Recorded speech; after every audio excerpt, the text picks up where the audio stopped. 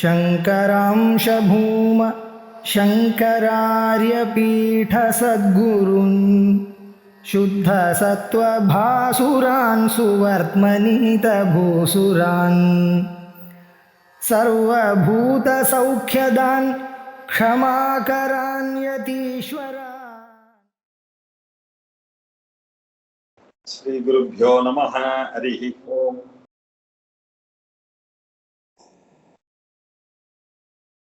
94 முடிஞ்சது. 94 அம்பாள் பனி நிலவானது பன்னீரோட பச்சைகள் பருப்போட வாசனை திரவியங்களோட இருக்கக்கூடிய ஒரு பாத்திரமா இருக்கு. அந்த பாத்திரத்துல இருந்து அம்பாள் நீராட போறா. அந்த அம்பாள் நீராட போகும்போது என்ன கல்பனை பாருங்க, இது குறைஞ்சுட்டே இருக்கு தண்ணியானது. ஒரு நாள் அம்பாள் குளிக்கும் போது அதை என்ன பண்ணிருக்காங்க பிரம்மாஜி, ஐயோ அம்பாள் குளிச்சுட்டு இருக்கும்போது தண்ணி குறைஞ்சிட்டே இருக்கேன்னு அதை நிரப்புறாராம். இப்படி கிருஷ்ணபக்ஷமும் சுக்லபக்ஷமும் இப்படி வந்துட்டு இருக்கான். கொஞ்சம் கொஞ்சமா குறையிறது, கொஞ்சம் கொஞ்சமா வருது அப்படின்னு. இத சந்திரனோட அவர் அம்பாளை சொல்ல முடியுமா அப்படிமா. சந்திரமிவ முகம் அப்படின்னு சொல்றது சாதாரணமா கவிகளுடைய சம்பிரதாயம். அம்பாளுடைய முகமானது எப்படி இருக்கு அப்படின்னா சந்திரன் போல இருக்கு அப்படின்னு சொன்னாங்க. ஆனா இது சரியான ஒப்பீடு வருமா? அம்பாளுக்கு போய் இப்படி ஒரு ஒப்பீடு மிச்சவங்களுக்கு எல்லாம் பண்றதெல்லாம் சரியா வரும். நீங்க கதையில வர கதாநாயகிகளுக்கெல்லாம் சந்திரன் போல முகம்னு சொன்னா அது ரேட்டு. ஏன்னா இவாளெல்லாம் விட வசந்தது சந்திரன். அதனால சந்திரனை சொல்லலாம். அம்பாளுக்கு போய் சந்திரனை போன முகம்னு சொல்றது என்ன நியாயம்? இது இல்ல கோவப்பழம் போல உதடு அப்படின்னு சொல்றதெல்லாம் நியாயமே இல்லை. அம்பாளுடைய சௌந்தரியம் தானே அந்த மூணுல இருக்குன்னு சொல்லணும். மூணுக்கு வேணா நீங்க அம்பாளுடைய சௌந்தரியம் இருக்குன்னு அதை பிரைஸ் பண்ணலாம். அம்பாளுக்கு போய் மூணு மாதிரி இருக்கு அப்படின்னு சொல்றது நியாயம் இல்லை இல்லையா? ஏன் அப்படின்னாக்க எத்யத் விபூதிமத் இல்லையா, எங்கெல்லாம் விபூதிமத்தா இருக்கோ அது எல்லாம் ஸ்ரீமத் ஊர்ஜிதம்பா மம தேஜோம்ச சம்பவம் அப்படின்னு சொல்றாரு இல்லையா. எங்கெல்லாம் அழகு இருக்கோ அங்கெல்லாம் எங்க இருக்கார்? பகவானுடைய ஸ்வரூபம், அம்பாளுடைய ஸ்வரூபம் தான் எல்லாருடைய இடத்துல இருக்கு. ஆனா இந்த சந்திரன்ல பாருங்க ஒரு களங்கம் இருக்கு இல்லையா. அது என்ன? ஒரு கஸ்தூரி திலகமா. அது அம்பாளுடைய முகத்தில் இருக்கக்கூடிய கஸ்தூரி திலகமா இந்த சந்திரன் நடுவுல இருக்கக்கூடிய களங்கம். அது எப்படி இருக்குன்னா, நம்ம ஏற்கனவே நம்ம லலிதா சகஸ்ரநாமத்துல நம்ம பார்த்திருக்கோம். முகச்சந்திர கலங்காப மிருகநாபி விசேஷகா அப்படின்னு. மிருகநாபி அப்படின்னாக்க கஸ்தூரி, அந்த ஸ்மெல் இருக்கு இல்லையா, அந்த மஸ்க் அப்படின்னு சொல்றாங்க. அந்த கஸ்தூரி மானுடைய நாபியிலேருந்து லீக்காரு தான் அந்த அதுல இருந்து வந்துதான் அந்த வாசனை, அவ்வளவு வாசனையை கொடுக்கக்கூடியதாக இருக்கக்கூடிய அதுலதான் அம்பாள் திலகத்தை வைத்துக் கொண்டிருக்கிறார். அது கலந்துதான் வாசனையோட இருக்கக்கூடிய சாந்து குங்குமத்தோட தான் அம்பாள் திலகம் விட்டுக்கிறான் அப்படின்னு அங்க சொல்லியிருக்கு. இப்படி கஸ்தூரி திலகத்தை வைத்துக் கொண்டு இருக்கக்கூடியதுதான் சந்திரனுடைய களங்க மாதிரி அவருக்கு தோணிக்கிறது. அது எப்படி தெரியுது? ரஜினிகரஹா அப்படின்ற. ரஜினிகரஹா அப்படின்னாக்க யாரு? இருட்டை பண்ணுகிறவர் யாரு? சந்திரன் அப்படின்னு அர்த்தம். இப்படி அதை பற்றி சொல்றார். கலங்க கஸ்தூரி ரஜனிகர பிம்பம் ஜலமயம் கலாபி கற்பூரை மரகத கரண்டம் நிபிடிதம் அத்தஸ்வத்போகேன பிரதிதினமிதம் ரிக்தகுஹரம் விதி பூயோ பூயோ நிபிடயதி நூனம் தவ கிருதே. ஏன் அம்பாளே, கலங்க கஸ்தூரி, சந்திர மண்டலத்துக்கு நடுவுல இருக்கக்கூடிய கஸ்தூரின்ற கருப்பு வர்ணம் இருக்க, அது ஒரு வாசனை பொருள். அது எப்படி இருக்கு அப்படின்னா ரஜினிகர பிம்பம், பனி நிலவை போல இருக்கு. ரஜினிகரன்னா சந்திர பிம்பம் போல இருக்கு. அந்த சந்திர பிம்பத்துல அது எப்படி இருக்கு? ஜலமயம் அப்படின்னாக்க மயட் சுவார்த்தே மயட் இருக்கு. அங்க சுத்தமான பன்னீர் இருக்கான். அந்த பன்னீர் இருக்கான். கலாபி கற்பூரை, அதுல ரோஜா புஷ்பம் இருக்கு. அந்த ரோஜா புஷ்பத்தோட கற்பூரை, அது பச்சை கற்பூரம் இருக்கு இல்லையா. அதுதான் அந்த பச்சை கற்பூரம் தான் அந்த சந்திரனுடைய கிரணங்கள். அந்த நடுவுல இருக்கக்கூடிய கலங்கம் தான் கஸ்தூரி. அப்புறம் அந்த பனி நிலவு இருக்குல்ல, அதுதான் அந்த பன்னீர். அதனுடைய கிரணங்கள் இருக்குல்ல, அதான் பச்சைகள் போறோம். அதெல்லாம் எங்க எப்படி இருக்கு அப்படின்னா, நிபிடி தம் அப்படின்னாக்க ஃபுல்லா இருக்கு, ஃபில்லப்பா இருக்கு. எதனால? மரகத கரண்டம். கரண்டம்னா பாத்திரம். அது மரகத கரண்டம்மா. சந்திர மண்டலம் தான் ஒரு மரகத கண்ட மாதிரி இருக்கான். அது எப்படி இருக்கு? மரகதம் ஏன் அப்படி தெரியுது அப்படின்னாக்க பச்சையா இருக்க மரகதம் அப்படின்றது பச்சையா இருக்கக்கூடிய ஒரு கல்லு. அதுல நீங்க கோவில்லாம் பாத்தீங்கன்னாக்க மரகத லிங்கம் இருக்கும். நிறைய கோவில்ல இந்த மரகத லிங்கங்கள்லாம் இருக்கும். அந்த மரகத லிங்கத்தை நீங்க அபிஷேகம் பண்ணும்போது பாத்தீங்கன்னா, அதுல அபிஷேகம் பண்ணும்போது எல்லா பாலும் அப்படியே பச்சையா இருக்கும். ஒரு லிட்டர் பால்ல நீங்க அந்த மரகதத்தை 1/2 லிட்டர் பால்ல போட்டீங்கன்னாக்க அந்த பால் முழுக்க பச்சையாக மாறித்துன்னா நீங்க வச்சிருக்கிறது உண்மையான மரகத கல்லு அப்படின்னு பரீட்சை பண்றதுக்கு மரகத கல்லுக்கு. இதுக்கு விசேஷமான வியாக்கியானம் ஒருத்தர் பண்றார். இது மரகதம் இல்ல, மகரதம்ன்றதுதான் மரகதமாக ஆயிடுச்சு. மக்கர அப்படின்னாக்க, மகரதம்னாக்க முதலைகளுடைய வாயில ஒரு பச்சை ஒண்ணு இருக்கும். நம்ம எங்க பார்த்திருக்கோம் இல்லையா? அந்த பச்சை கலர் இதுக்கு வந்ததுனால அது மகரதம்ன்றது மரகதம் அப்படின்னு ஆயிட்டான் இல்லையா? இப்படி மரகத கரண்டம் அப்படின்னாக்கா பாத்திரம். இப்படி சந்திர மண்டலத்துல இல்ல, அது ஏன் பச்சையா இருக்கு அப்படின்னு சொல்றாருன்னா, எதையுமே நீங்க தூரத்துல இருந்து பார்த்தோன்னா கலர் தெரியும். ரொம்ப தூரத்துல இருக்கக்கூடிய ஒரு பொருளை நீங்க பார்த்தீங்கன்னா கலர்லாம் எப்படி நமக்கு தெரியறது? கலரோட தெரியறது இல்ல, அந்த மாதிரி கலராக தெரியறதுதான். இப்ப அதுல என்ன ஆச்சு? பிரதிதினம் போகேன ரிக்தஹா. ஒவ்வொரு நாளும் அம்பாள் குளிக்கும் போது அது என்ன ஆகுது அப்படின்னா, அந்த பாத்திரத்துல இருக்கக்கூடியது குறைஞ்சிட்டே இருக்கான். அத மாதிரி இது என்னாச்சு, இது என்னடா இது அப்படின்னு பார்த்தோம்னா, அப்படி பௌர்ணமி ஆச்சு. பௌர்ணமி ஆனதுன்னா சதுர்தசி, திரையோதசி அப்படின்னு குறைஞ்சிட்டே அமாவாசை வரைக்கும் வந்துருது.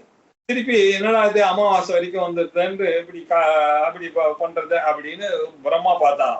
இப்படி பிரதிதினம் தொத்து போகேன, உங்களுடைய அம்பாளே நீங்க டெய்லி குளிக்கிறதுனால இப்ப என்ன ரிக்தமாக ஆயிடுறது. அந்த பாத்திரமானது அப்படி குறைந்து கொண்டே காலி ஆயிண்டே வருது. இது மாதிரி குகரம் அந்த பாத்திரம் இப்படி காலி ஆயிண்டே வருது அப்படின்னு திருஷ்டுவா பிரம்மஸ்துதி இல்லையா? அம்பாளு தொம் சுவாஹா தொம் சுதா தொம் வசத்காரஹா அப்படின்னு டெய்லி பிரார்த்தனை பண்ணி கொண்டு இருக்கக்கூடியவராச்சா பிரம்மா. அவருடனே என்னடா இது அம்பாளுடைய குளிக்கிற தண்ணியில குறைஞ்சிட்டே வருதுன்றத பார்த்து அவர் என்ன பண்ண, திருஷ்டுவா விதிஹி பூயோ பூயா, திரும்பி திரும்பி அதை கொஞ்சம் கொஞ்சமா பண்ணணும்ன்றதுக்காக கொஞ்சம் கொஞ்சமா அமாவாசையில இருந்து பிரதம திதிய திருதிய அப்படின்னு சொல்லிட்டு அந்த சித்ரால இருந்து ஆரம்பிச்சு அவருடைய காரியத்தை பண்ணிட்டே இருக்காரு. காமேஸ்வரத்துல இருந்து ஆரம்பிச்சு பகமாலினி அப்படின்னு பெருசு பண்றார். அதுக்கப்புறம் சின்னது பண்றார். இப்படி நித்யா தேவதைகளை கவனித்து கொண்டே வருகிறார் அர்த்தம். விதிஹி பூயோ பூயா கிருத்தே நிபிடயதி. அந்த தண்ணிய நீங்க உங்களால தவக்கிருத்தே உங்களால யூஸ் பண்ண அதை அப்படியே அப்படி ஃபில்அப் பண்ணிட்டே பின்னாடி வர அம்பாள் அதை காலி பண்ணிட்டே போயிட்டு இருந்தா பின்னாடியே ஃபில் பண்ணிட்டே வந்துட்டு இருக்காரு. அப்படி பௌர்ணமி பிரதிபத்துல ஆரம்பிச்சு ராக்கா பர்யந்தம், பிரதிபத்துல ஆரம்பிச்சு ராக்கா பர்யந்தம்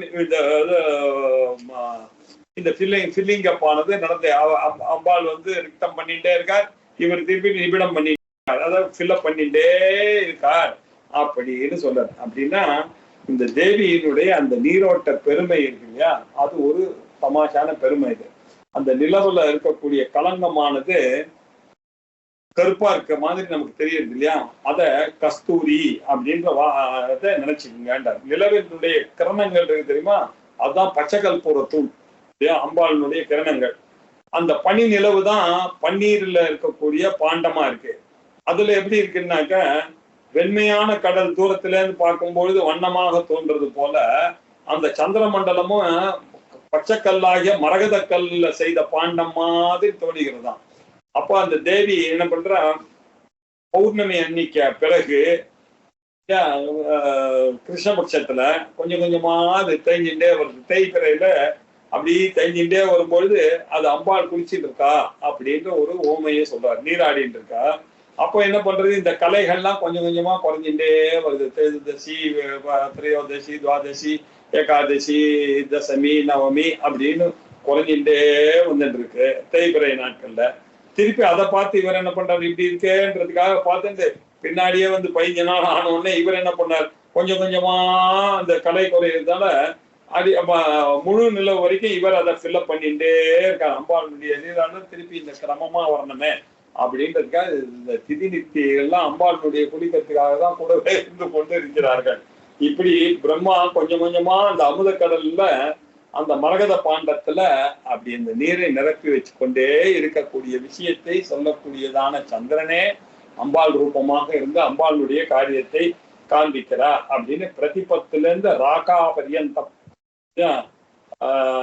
ராகாந்தம் பிரதிபத்துல ஆரம்பிச்சு ராகாந்தம் பிரதமையிலிருந்து பௌர்ணமி வரைக்கும். இதனால என்ன தெரியுது, பூஜைகளை ரொம்ப விசேஷமாக பண்ணணும் இல்லையா. நமக்கு எல்லாம் சுக்லபட்சத்துலதான் எல்லா நல்ல காரியமும் வைப்பா. அப்ப பண்ணக்கூடிய பூஜைகள்லாம் அதிகமாக பலனை கொடுக்கக்கூடியதாக இருக்கு. அப்படின்னு கிருஷ்ணபட்சத்துல பண்ண கொஞ்சம் சங்கோச்சமா இருக்கும் இல்லையா, அந்த அளவுக்கு பலன் வராது. அதனால சுக்லபட்சத்துல பண்ணக்கூடியது பண்ணணும் அப்படின்னு சொல்லியிருக்காரு. இத அருணமோதினி அப்படின்றவர் சொல்லிருக்கார். இதை எப்படி தியானம் பண்றது அப்படின்ற முறையை அவர் சொல்லி கொடுக்கிறார். அவர் எப்படி சொன்ன, இந்த பிரம்மாண்டமே தேவி ஞாபகம் வச்சுங்க என்ன, அதுல அம்பாள் இருக்கிற இடம், இந்த பிரம்மாண்டம் அம்பாளுடைய இருக்கிற இடம் இல்லையா. எல்லா இடத்த தத்சிருஷ்டுவா ததேவானு பிராவிஷது இல்லையா, வந்து அம்பாள் தான் எங்கும் நிறைந்து இருக்கிறார். அங்கிங்கனாதபடி நீக்கமர அம்பாள் நிறைந்து இருக்கக்கூடிய வீடு இது. இந்த பிரம்மாண்டத்தினுடைய மேல இருக்கக்கூடியதற்கு ஆகாசம் தான் கூரை. இந்த வீட்டுக்கு என்ன சொல்லுவா, அது இது கூரை தான் வந்து ஆகாசம். மேலுதான் அம்பாளுடைய விளையாடக்கூடிய இடமா, அம்பாள் கிரீடமாக இருக்கக்கூடியது மேருமலை கீழே இருக்கலாம். நட்சத்திரங்கள் தான் மாலையாக இருக்கும். அம்பாள் கிட்ட இருக்கக்கூடிய மாலைகள் நீங்க பாக்குற நட்சத்திரங்கள்லாம் அம்பாள் போட்டு இருக்க கழுத்துல போட்டு மாலைகள் தான் நீங்க நட்சத்திரங்களாக பார்க்கிறீர்கள். இந்திராதியர்கள்லாம் அம்பாளுடைய எல்லாம் பேரன்கள், எல்லாம் கிராண்ட் சில்ட்ரன், அதுங்கெல்லாம் விளையாடிட்டு இருக்குங்க சொர்க்கலோகத்துல.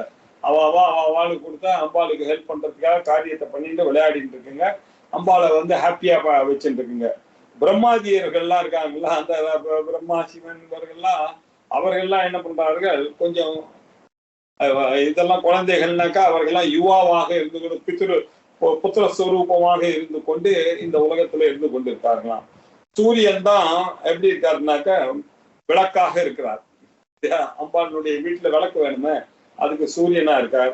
குளிர்ந்த ஒளி வேணுமே, வாசனை பொருள்கள்லாம் வைக்க வேணும், ஒரு குங்குமச்சிமெல்லாம் வேணுமே அப்படின்றதுக்காக சந்திரன் இருக்கான். இப்படியாகத்தான் இந்த பிரம்மாண்டத்துல வச்சுக்கு இந்த வர்ணனையை தான் இப்படி வர்ணனை பண்ணிருக்காரு அப்படின்னு சொல்றாரு அவர் வர்ண போதனிக்காரர். இந்த பாராயணம் என்னன்னாக்க அமரத்துவத்தை கொடுக்கக்கூடியதா, சொர்க்கலோக பிராப்தி பிரம்மலோக பிராப்தி கொடுக்கக்கூடியதாக இருக்கு. மந்தஸ்மித பிரபாபூர மஜ்ஜ காமேச மானசா அப்படின்னு அம்பாளுடைய சிரிப்புல காமேஸ்வரம் போய்ஜா அப்படின்னு இருக்கு. முகச்சந்திர கலங்காப மிருகநாபி விசேஷகா, சந்திரனுடைய கலங்கம் இல்லையா, அது மிருகநாபின்னா கஸ்தூரி. அந்த கஸ்தூரி திலகத்தோட இருக்கக்கூடிய முகச்சந்திரத்துல இருக்கக்கூடிய கலங்கமாக இருக்கக்கூடிய கஸ்தூரி திலகம் மாதிரி அம்பாளுடைய முகத்துல இருக்கக்கூடியது அந்த கஸ்தூரி திலகம் இருக்கு.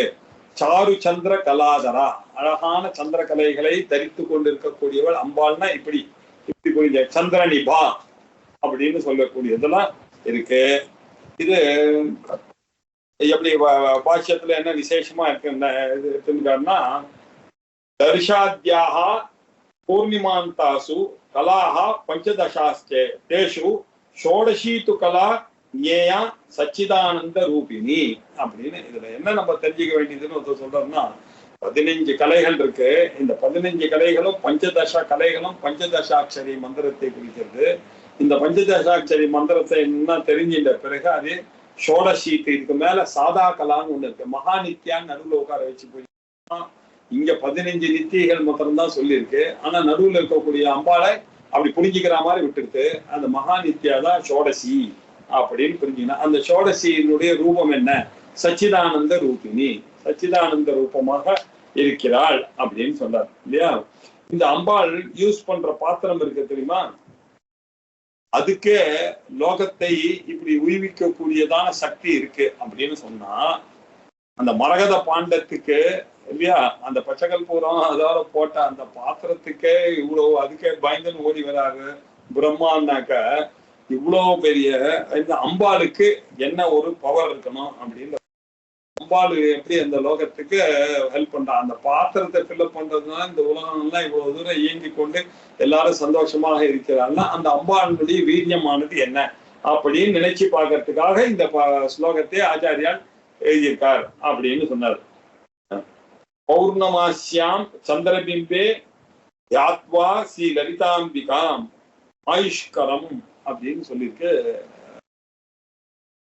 லலிதா சஹஸ்ரநாமத்துல உத்தர பாகத்துல சொல்லியிருக்கு. இதே பௌர்ணமாசி அன்னைக்கு சந்திர பிம்பத்துல அம்பாளை தியானம் பண்ண வேண்டும். அப்படி ஒவ்வொரு பௌர்ணமிக்கும் அவன் பண்ணானே ஆனால் அது ஆயுஷ்கரம். ஆயுஷ்கரம் அப்படின்றதுக்கு என்ன எழுதியிருக்காரு அப்படின்னா, மிச்ச தியானங்கள்லாம் இறந்த பிறகுதான் நீங்க மேல போற மாதிரியான கொடுங்க. யஜ்ஞ யாகாதி எல்லாம் பண்ணீங்கன்னாக்க நீங்க இந்த உயிரோட மேல போக முடியும். மேல போய் சொர்க்கத்துக்கு எல்லாம் பொண்டாட்டியெல்லாம் தர்ம பத்தினியால யாகம் பண்ணவர்கள் சொர்க்கத்துக்கு போறார்கள். எப்போ போறார்கள்?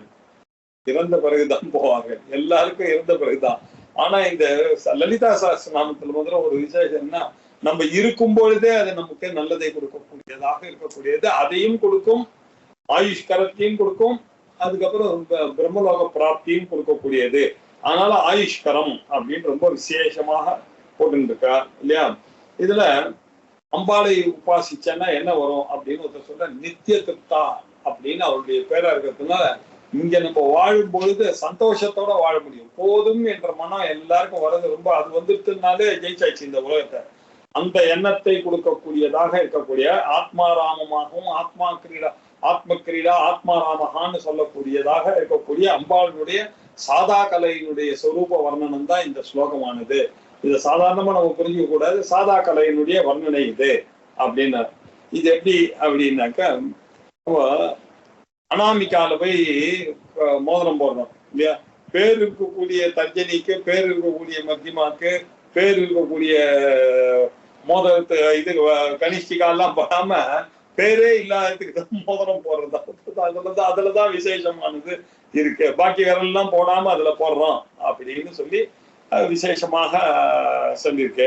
அதுக்கப்புறம் கலங்கஹா, கலங்கம் ஏன் சார் இருக்குன்னா, களங்கமானது எல்லா இடத்துலயும் தான் இருக்கும் அப்படின்னு சொல்றாரு.